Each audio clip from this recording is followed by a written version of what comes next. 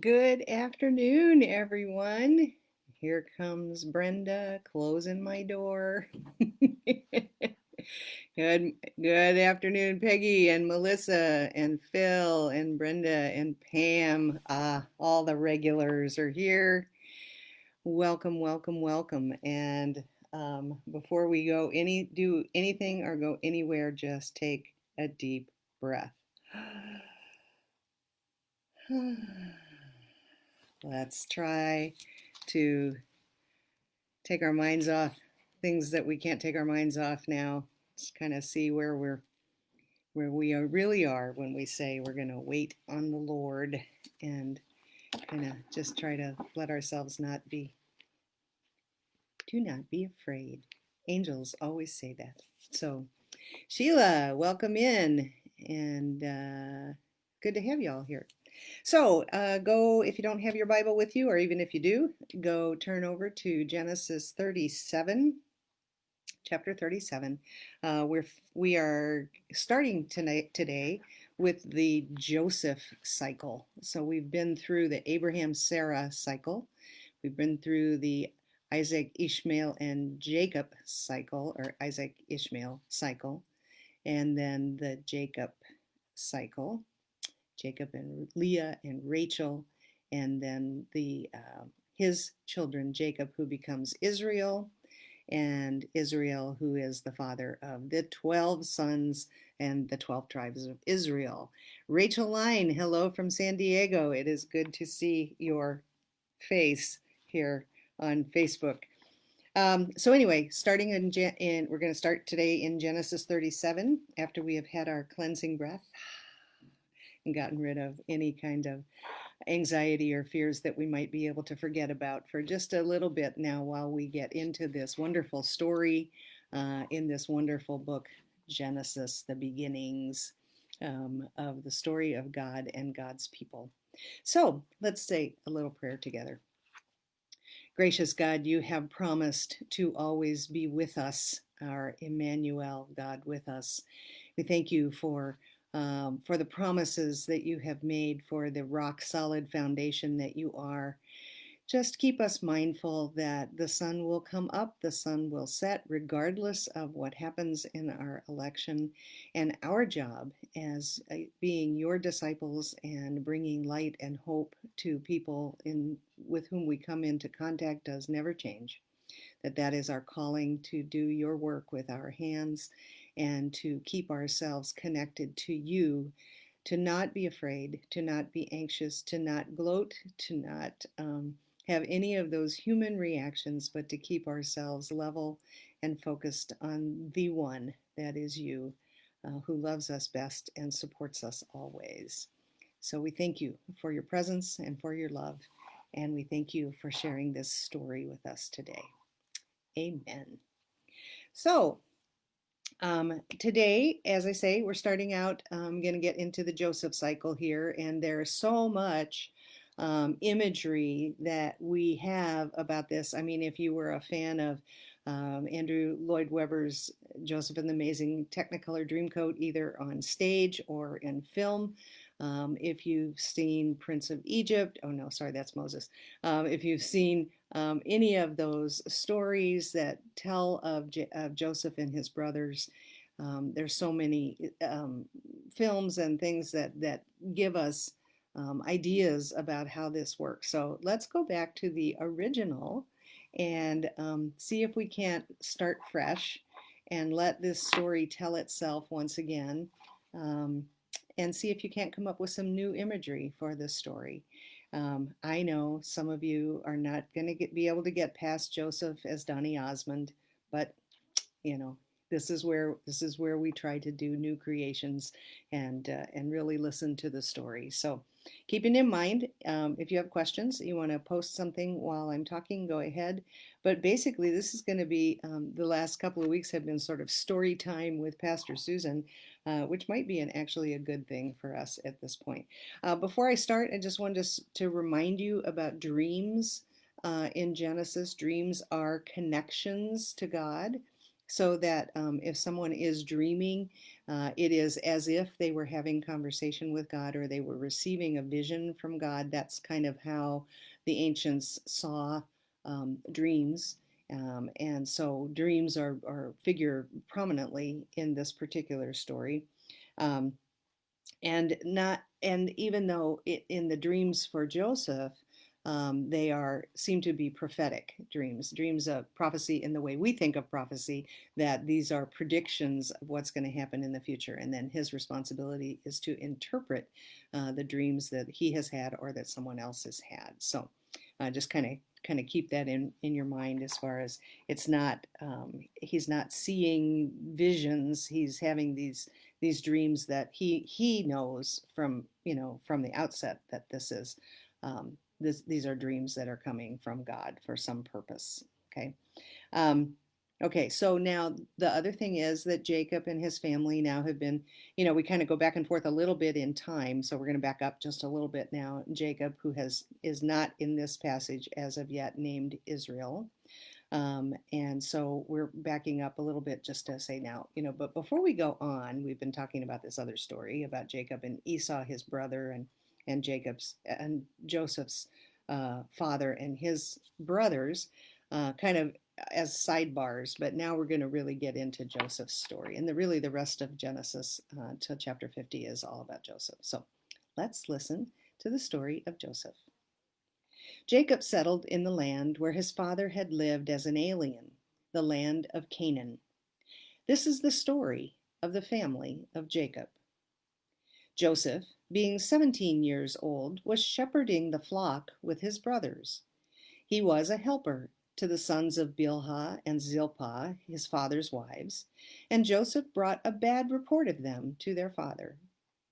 Now Israel loved Joseph more than any other of his children, because he was the son of his old age, and he had made him a long robe with sleeves. And when the brothers saw that the father loved him more than all his other brothers, they hated him and could not speak peaceably to him.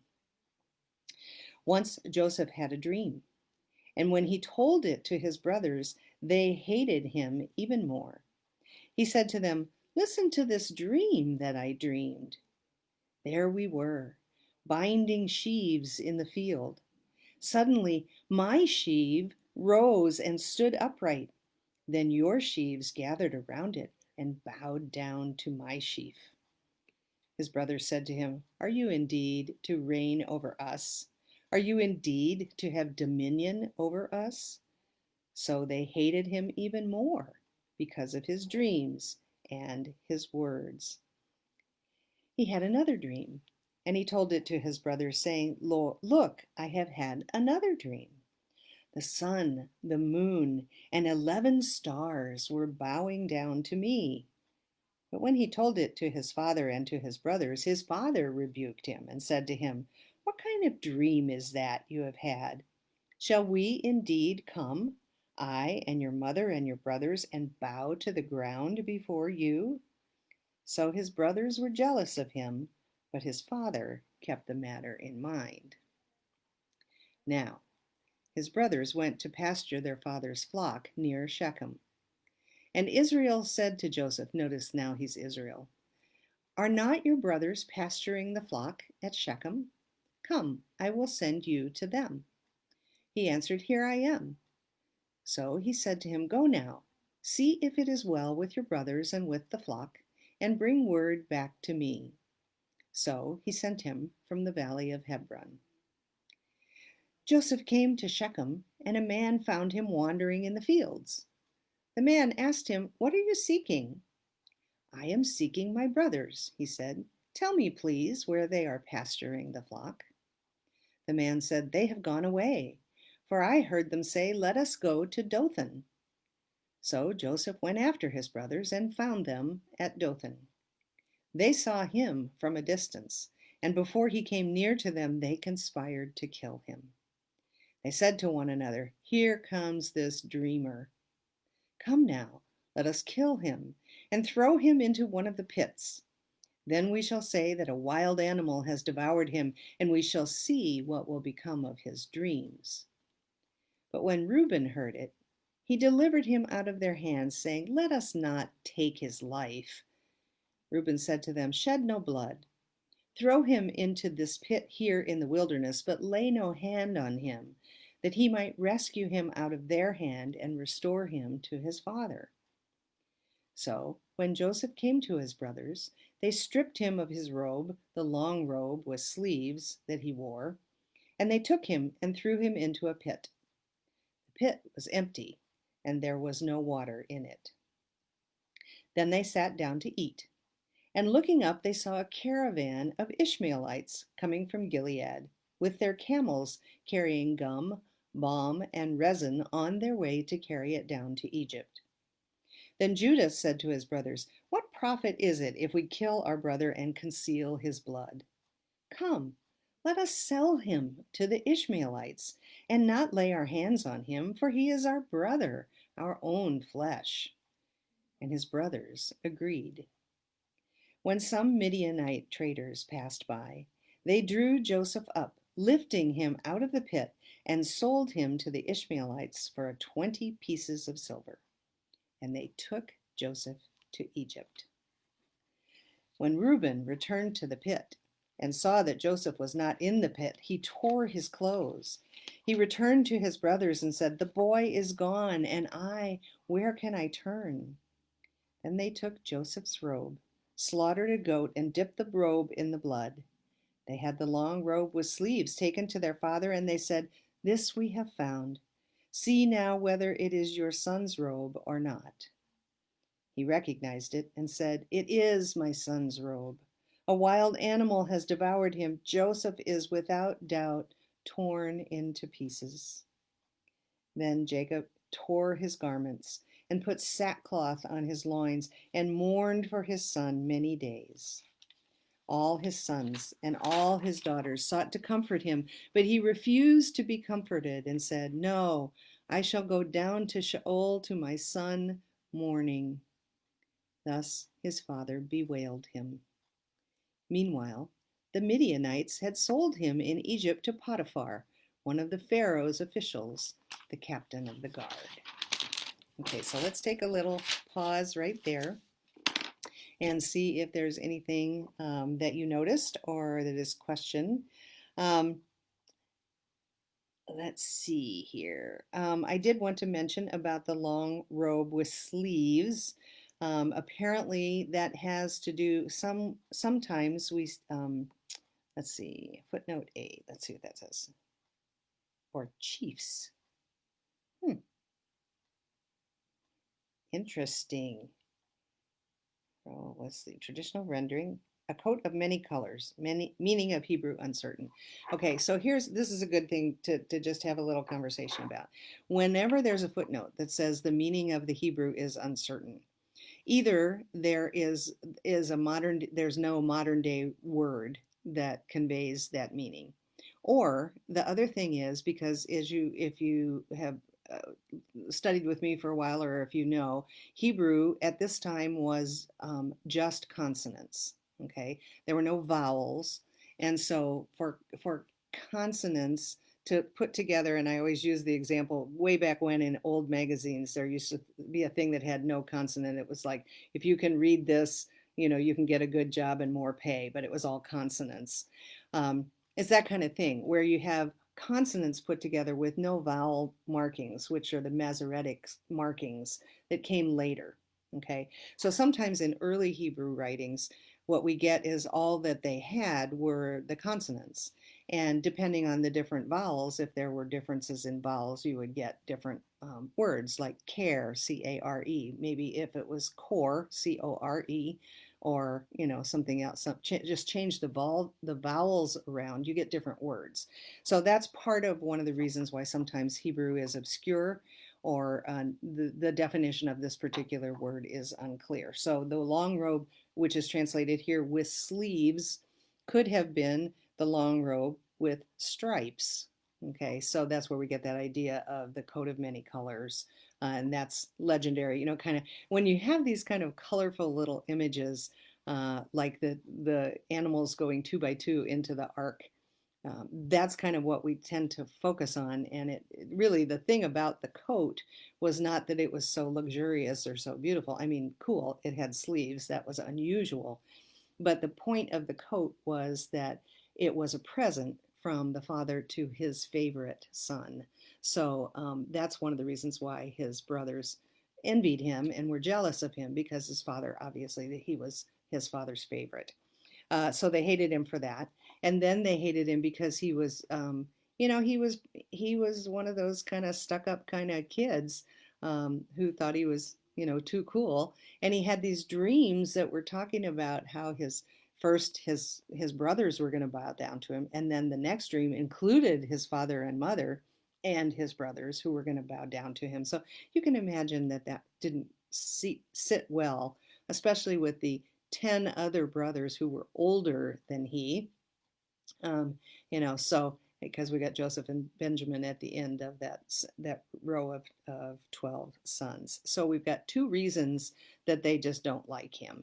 And the third probably being that he's the youngster, he's one of the babies of the family, and who's he to tell them, the old folks, and by this time Reuben and I forget who's the other, Judah, the elder brothers probably were much older than 17 at this point.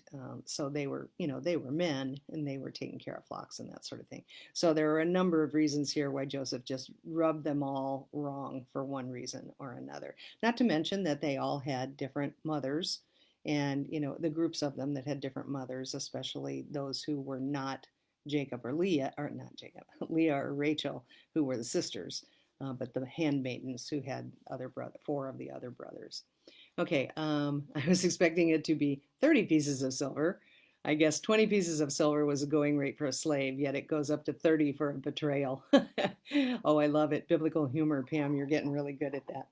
And of course, I guess the Son of God is more valuable. Very nice. Very nice. You guys are getting good at this. So I appreciate that. Yes.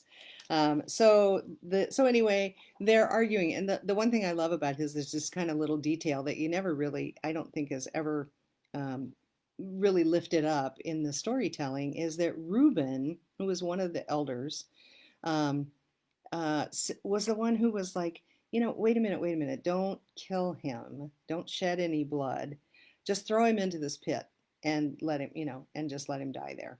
And his underlying thing was he was going to come back and pull him out, rescue him, and take care of, make sure that he was okay. But then a little bit later, he has to go along with the brothers, and this idea of them selling them into slavery. So anyway, so they just happened to be hanging out that evening, and oh, by the way, here come the Ishmaelites, the Midianites, who are going to be the ones who will buy him as a slave and take him with them as they are on their way to Egypt with their spices and trade that they are bringing from the Middle East. So this is one of those places where you kind of go, it's not one of the dreams, but it is apparently God's hand. That it was just at that particular time that this caravan happened past, where they could make a deal and make a little money on the side for the sale of Joseph into slavery in Egypt. Okay. And herein begins some of the beginning story of the relationship between Israel and Egypt, which in later years obviously is going to go very bad.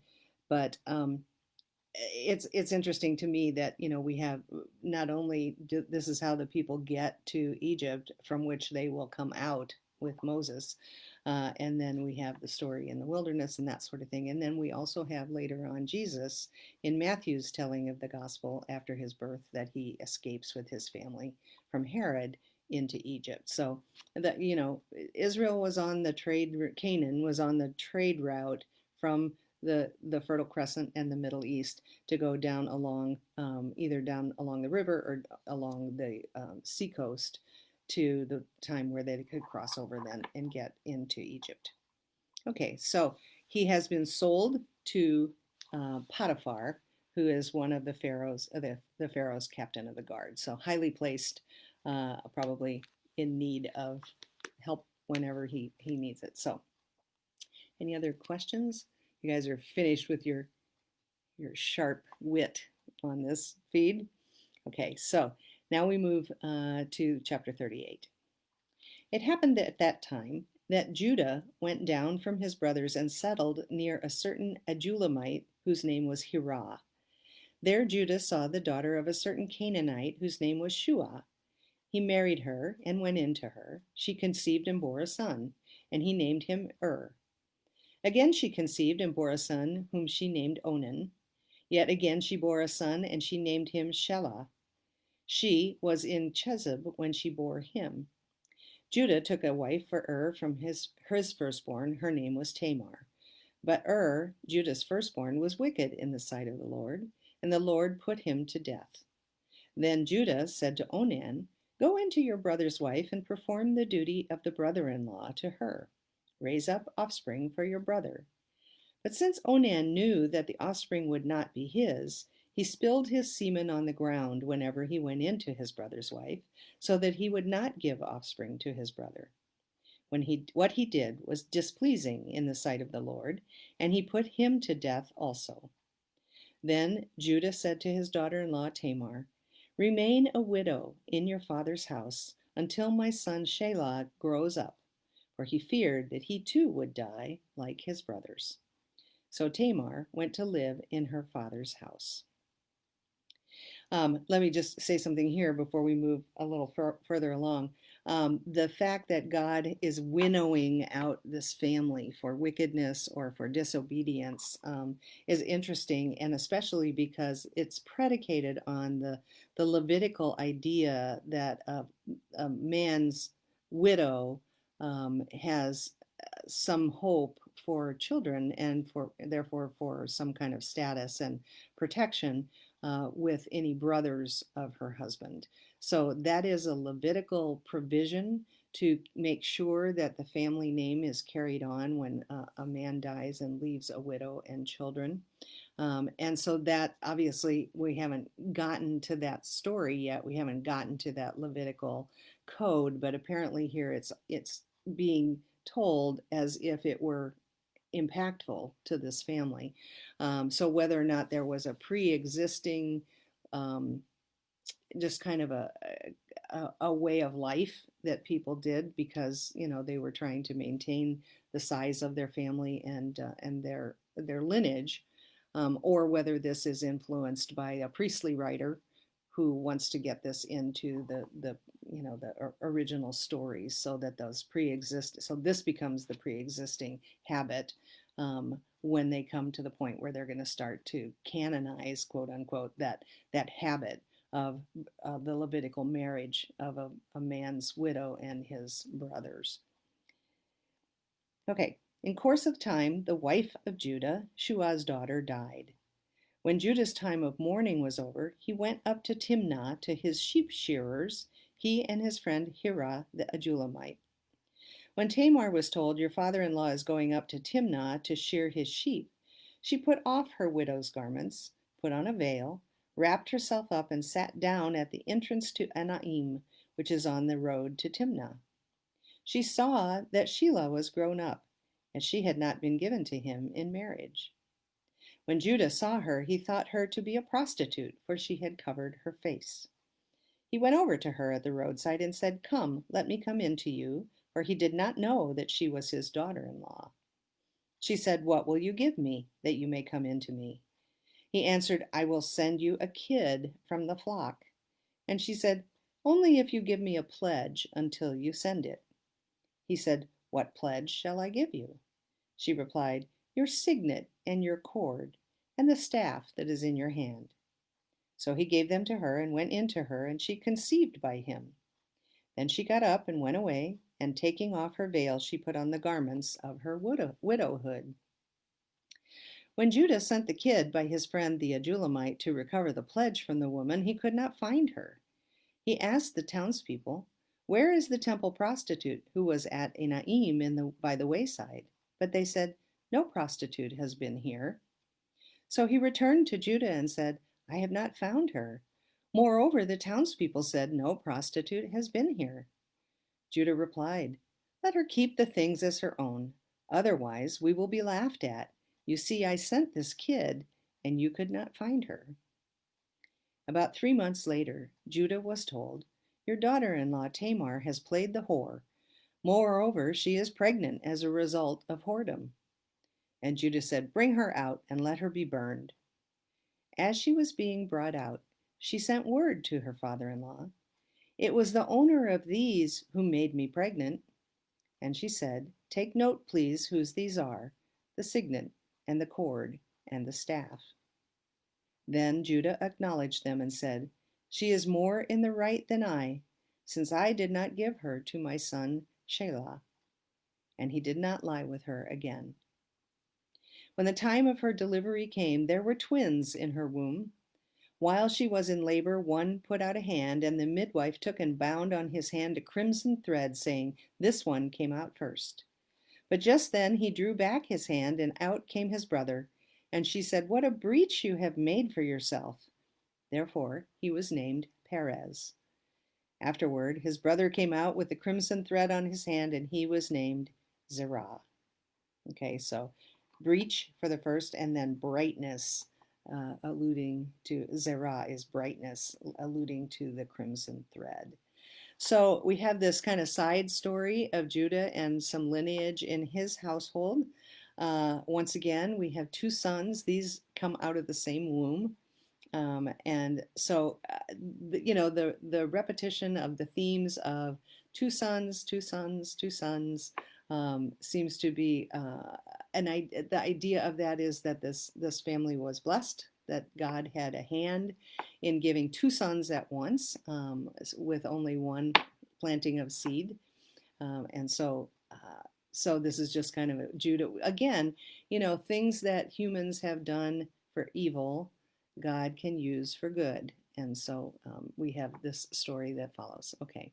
Pam, wouldn't the Ishmaelites be relatives of the tribes, third or fourth cousins, perhaps? Yes, that's true, because the Ishmaelites were from Ishmael. So yeah, third or fourth, if maybe even more, if you want to try to sketch out that relation. I know you can Google that, Pam, and find out what was the relationship between the Ishmaelites who bought Joseph for slavery, and then wow, that would be that's got to be like once removed or twice removed or whatever. My genealogy doesn't work well as far as the lineage and how the relationships go. But if you want to follow up on that and report from the research desk of Pam Kerr. Okay, so that's Judah, who is,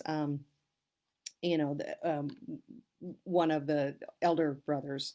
And so we want to kind of just follow his story. And this will get picked up in a little bit. Okay, but now all of a sudden, we skipped from 37 to 39, 38 kind of freestanding, except for that it's one of the brothers. And it says, we're going to tell Joseph's story.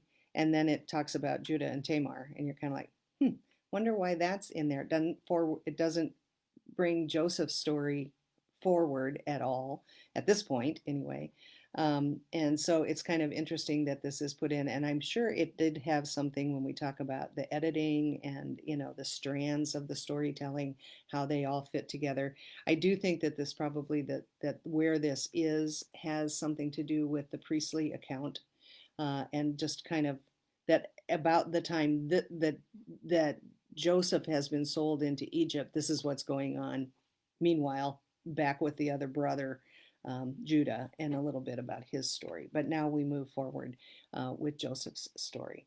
So now Joseph was taken down to Egypt, and Potiphar, an officer of the Pharaoh, the captain of the guard, an Egyptian, bought him from the Ishmaelites. So see this again, how you get at the end of 37, we have, meanwhile, the Midianites had sold him in Egypt to Potiphar, one of the Pharaoh's officials, the captain of the guard. Okay, so we have that information.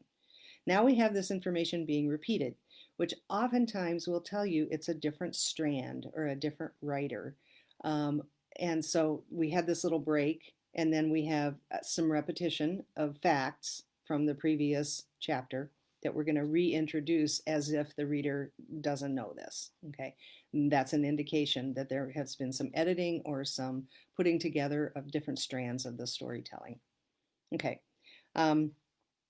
Now Joseph was taken down to Egypt, and Potiphar, an officer of Pharaoh, the captain of the guard, an Egyptian, bought him from the Ishmaelites who had brought him down there.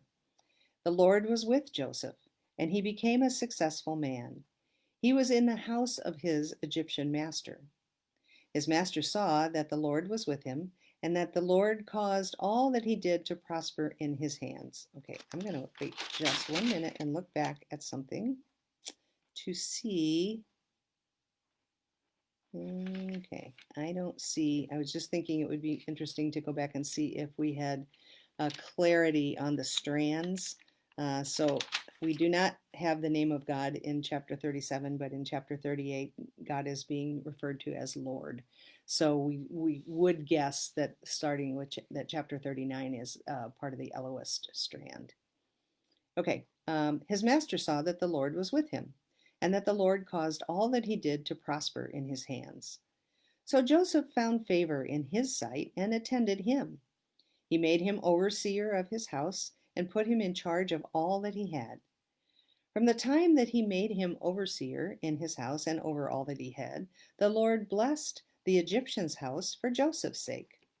The blessing of the Lord was on all that he had, in house and field. So he left all that he had in Joseph's charge, and with him there he had no concern for anything but the food that he ate. Now Joseph was handsome and good looking. You love that. Handsome and good looking. And after a time, his master's wife cast her eyes on Joseph and said, "Lie with me." But he refused and said to his master's wife, "Look, with me here, my master has no concern about anything in the house, and he has put everything that he has in my hand. He is not greater in this house than I am, nor has he kept back anything from me except yourself, because you are his wife. How then could I do this great wickedness and sin against God?" And although she spoke to Joseph day after day, he would not consent to lie beside her or to be with her. One day, however, when he went into the house to do his work, and while no one else was in the house, she caught hold of his garment, saying, "Lie with me." But he left his garment in her hand and fled and ran outside. When she saw that he had left his garment in her hand and had fled outside, she called out to the members of her household and said to them, "See, my husband has brought among us a Hebrew to insult us. He came in to me to lie with me, and I cried out with a loud voice. And when he heard me raise my voice and cry out, he left his garment beside me and fled outside." Then she kept his garment by her until his master came home. And she told him the same story, saying, "The Hebrew servant whom you have brought among us came in to me to insult me. But as soon as I raised my voice and cried out, he left his garment beside me and fled outside." When his master heard the words that his wife spoke to him, saying, "This is the way your servant treated me," he became enraged. And Joseph's master took him and put him into the prison, the place where the king's prisoners were confined.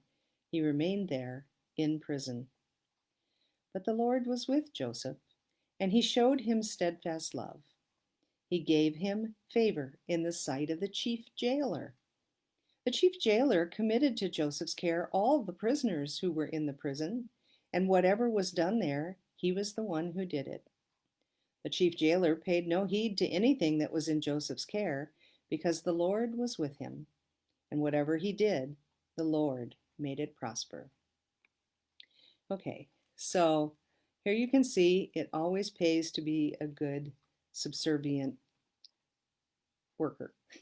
Okay, because what has happened here with Joseph is, first of all, he gets thrown into a pit, and then he gets sold into slavery. Neither of those things would be things he would choose for himself.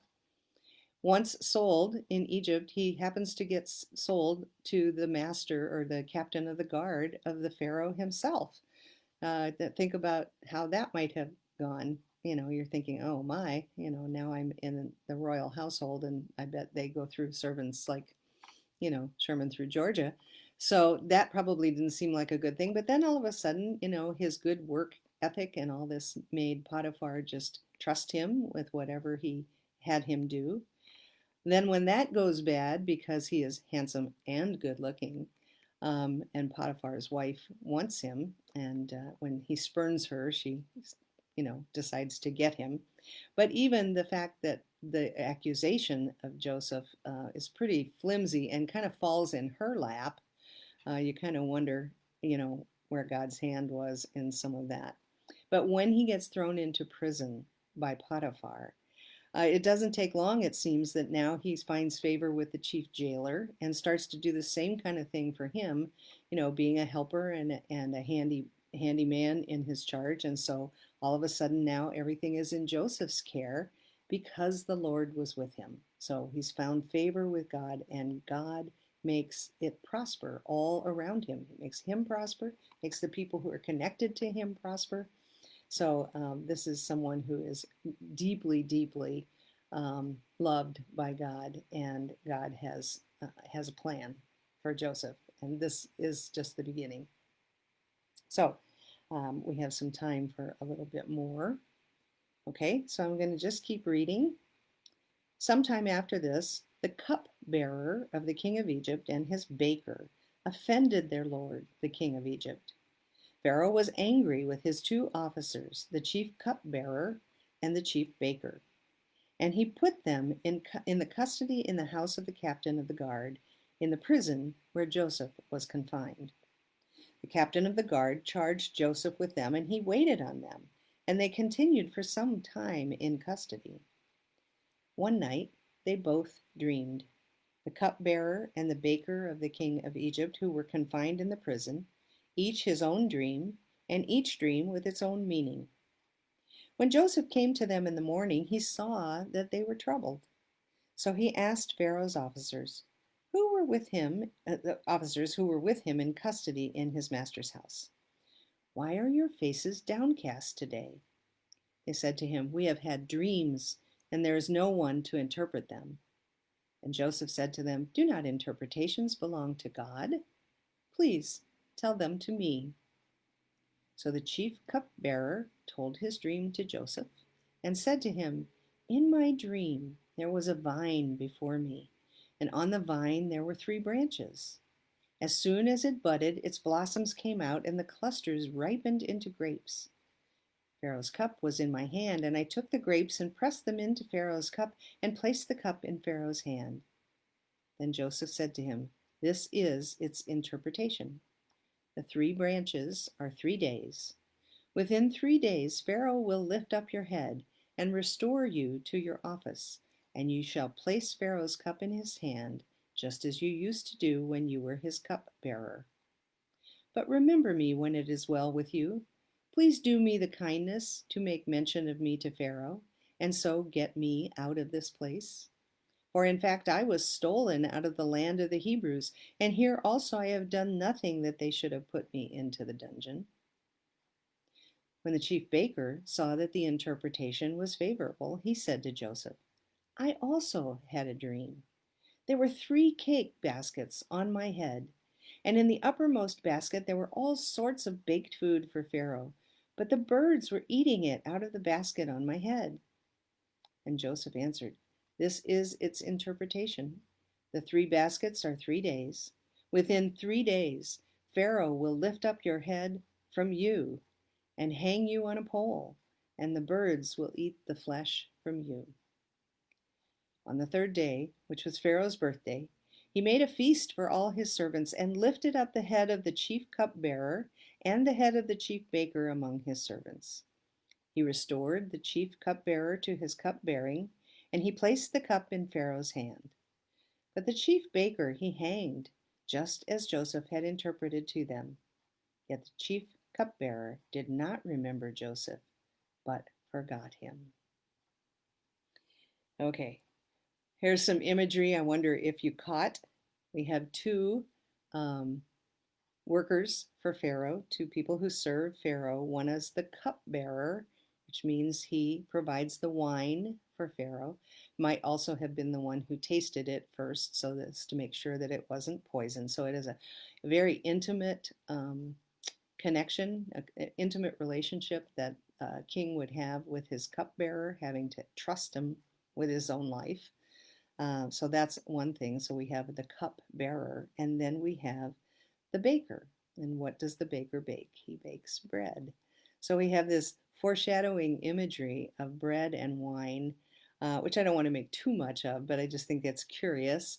Instead of saying, here's one guy who worked in worked in Pharaoh's stables, and another guy who, kept his chariot wheels. But, the two very close relationships to Pharaoh, one who baked for him and one who provided his wine.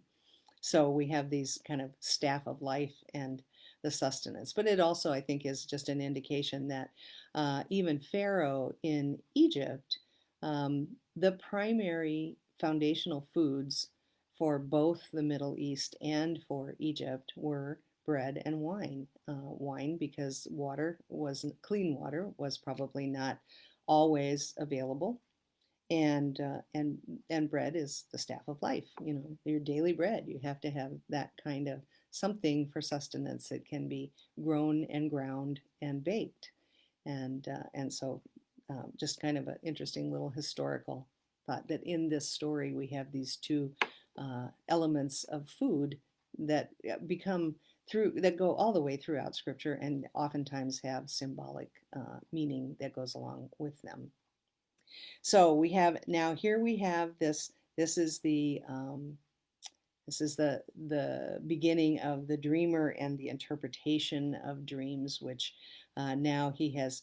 If he hadn't been in the jail, if he hadn't been sold to Potiphar, and if he hadn't been handsome and good looking to the eyes of Potiphar's wife, and then she got him into trouble so that Potiphar put him in jail. If he hadn't been in jail, he would not have had this contact with the cupbearer and the baker, and he would not have had the opportunity to interpret their dreams.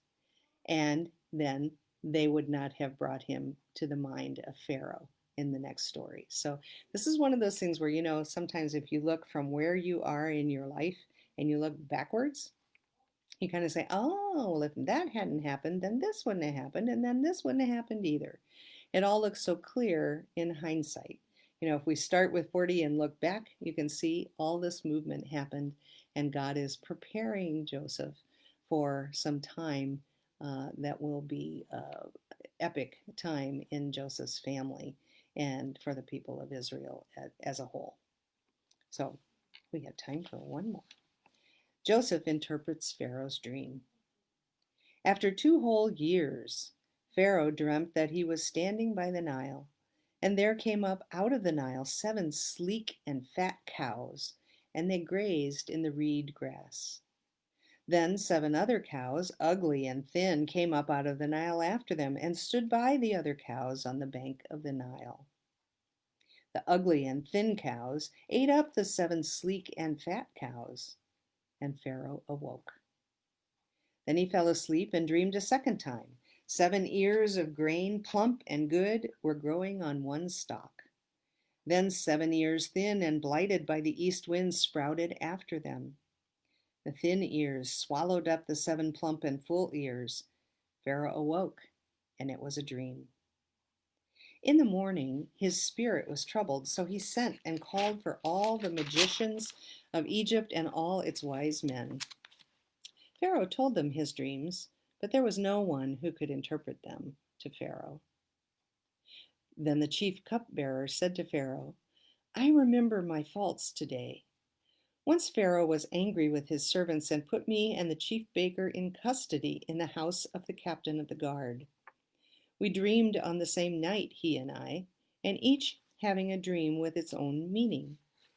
A young Hebrew was there with us, a servant of the captain of a guard.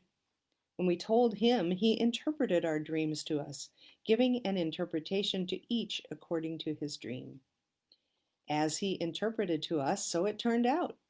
I was restored to my office, and the baker was hanged.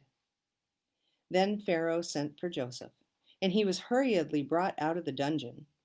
When he had shaved himself and changed his clothes, he came in before Pharaoh. And Pharaoh said to Joseph, I have had a dream, and there is no one who can interpret it. I've heard it said of you that when you hear a dream, you can interpret it. Joseph answered Pharaoh, It is not I. God will give Pharaoh a favorable answer. Then Pharaoh said to Joseph, In my dream, I was standing on the banks of the Nile, and 7 cows, fat and sleek, came up out of the Nile and fed in the reed grass. Then 7 other cows came up after them, poor, very ugly, and thin. Never had I seen such ugly ones in all the land of Egypt. The thin and ugly cows ate up the first 7 fat cows, but when they had eaten them, no one would have known that they had done so, for they were still as ugly as before. Then I woke. I fell asleep a second time, and I saw in my dream 7 ears of grain, full and good, growing on one stalk, and 7 ears withered, thin, and blighted by the east wind, sprouting after them. And the thin ears swallowed up the 7 good ears. But when I told it to the magicians, there was no one who could explain it to me. Then Joseph said to Pharaoh, Pharaoh's dreams are one and the same. God has revealed to Pharaoh what he is about to do. The 7 good cows are 7 years, and the 7 good ears are 7 years. The dreams are one. The 7 lean and ugly cows that came up after them are 7 years, as are the 7 empty ears blighted by the east wind. They are 7 years of famine. It is, as I told Pharaoh, God has shown to Pharaoh what he is about to do. There will come 7 years of great plenty throughout all the land of Egypt. After them there will arise 7 years of famine, and all the plenty will be forgotten in the land of Egypt. The famine will consume the land. The plenty will no longer be known in the land because of the famine that will follow, for it will be very grievous. And the doubling of Pharaoh's dream means that the thing is fixed by God, and God will shortly bring it about. Now, therefore, let Pharaoh select a man who is discerning and wise, and set him over the land of Egypt. Let Pharaoh proceed to appoint overseers over the land, and take 1/5 of the produce of the land of Egypt during the 7 plenteous years. Let them gather all the food of these good years that are coming, and lay up grain under the authority of Pharaoh for food in the cities, and let them keep it. That food shall be reserved for the land against the 7 years of famine that are to befall the land of Egypt, so that the land may not perish through the famine. The proposal pleased Pharaoh and all his servants. Pharaoh said to his servants, Can we find anyone else like this, one who in whom is the Spirit of God? So Pharaoh said to Joseph, Since God has shown you all this, there is no one so discerning and wise as you. You shall be over my house, and all my people shall order themselves as you command. Only with regard to the throne will I be greater than you. And Pharaoh said to Joseph, See, I have set you over all the land of Egypt. Removing his signet ring from his hand, Pharaoh put it on Joseph's hand. He arrayed him in garments of fine linen and put a gold chain around his neck. He had him ride in the chariot of his second in command, and they cried out in front of him, Bow the knee. Thus he set him over all the land of Egypt. Moreover, Pharaoh said to Joseph, I am Pharaoh, and without your consent no one shall lift up hand or foot in all the land of Egypt. Pharaoh gave Joseph the name Zaphenath-Paneah, and he gave him Asenath, daughter of Potipherah, priest of On, as his wife. Thus Joseph gained authority over the land of Egypt. Joseph was 30 years old when he entered the service of the Pharaoh, king of Egypt. And Joseph went out from the presence of Pharaoh and went through all the land of Egypt. During the 7 plenteous years, the earth produced abundantly. He gathered up all the food of the 7 years when there was plenty in the land of Egypt, and stored up food in the cities. He stored up in every city the food from the fields around it. So Joseph stored up grain in such abundance, like the sand of the sea, that he stopped measuring it. It was beyond measure. Before the years of famine came, Joseph had two sons, whom Asenath, daughter of Potipharah, priest of On, bore to him. Joseph named the firstborn Manasseh, for he said, God has made me forget all my hardship and all my father's house. The second he named Ephraim, for God has made me fruitful in the land of my misfortunes. 7 years of plenty that prevailed in the land of Egypt came to an end, and the 7 years of famine began to come, just as Joseph had said. There was famine in every country, but throughout the land of Egypt there was bread. When all the land of Egypt was famished, the people cried to Pharaoh for bread. Pharaoh said to all the Egyptians, Go to Joseph. What he says to you, do. And since the famine had spread over all the land, Joseph opened all the storehouses and sold to the Egyptians, for the famine was severe in the land of Egypt. Moreover, all the world came to Joseph in Egypt to buy grain, because the famine became severe throughout the world. Okay, couple of things I wanted to call your attention to here in this chapter 41, especially just a couple of details.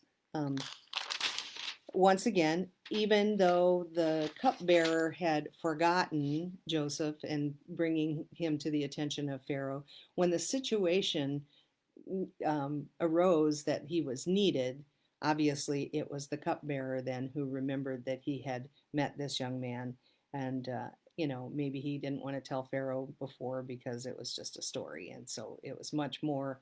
It had much more validity when Pharaoh needed a dream interpreted. But there's an interesting little thing here where it says the chief cupbearer said to Pharaoh, I remember my faults today. Once Pharaoh was angry with his servants and put me and the chief baker in custody in the house of the captain of the guard. Now, it doesn't say anything about that when Potiphar, is angry with Joseph and casts him out and basically throws him into prison. He says, Joseph's master took him and put him into the prison, the place where the king's prisoners were confined, and he remained there in prison. So it was like the minimum security prison, but it was part of the captain of the guard's house. So we don't know if he still had relation with Potiphar, but this was in Potiphar's, still in his domain. So that's kind of just a little historical piece that we didn't know before, that we got from when the cupbearer kind of comes and fesses up to the Pharaoh so that he can give him this information about Joseph as the interpreter. The other thing I wanted to call your attention to is the fact that when the dream is discussed, when the writer of this is telling the story of the Pharaoh's dream, it kind of falls into into an oral kind of pattern, so that when it is recalled again, and it's like they almost lifted it out and put it, it's like, oh, cut and copy that paragraph and then paste it here as it's being told again. That a lot of that is, remember that these are people of an oral tradition.